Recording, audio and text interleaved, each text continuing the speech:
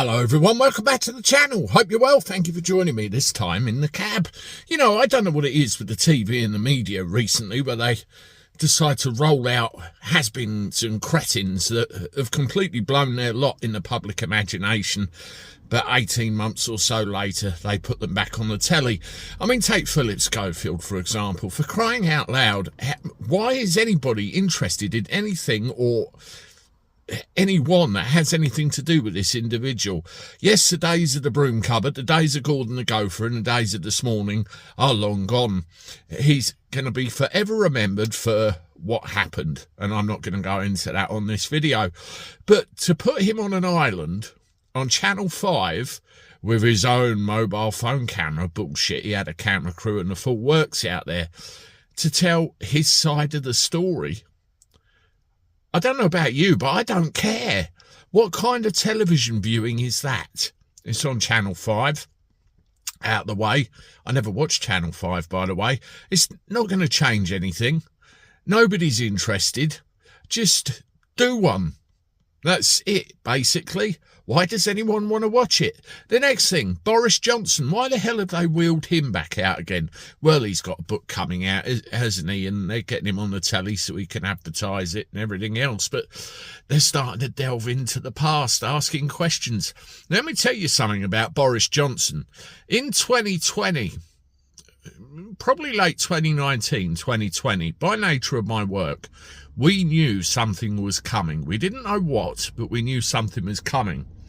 And about that time, a member of my family got quite ill with something, well, serious cold flu type thing. Anyway, I heard a rumour about a week before everything kicked off that something was going to kick off, and we saw that blonde-haired scraggly idiot on the telly saying stay at home, protect the NHS, save lives, and all the rest of it. And I looked at my wife and I thought to myself, my God, this is it. And I went in the kitchen, grabbed a bottle of whiskey, sat down and proceeded to get very drunk. I wish I didn't, because the following day there were so many phone calls, it was unbelievable, cancelling their bookings.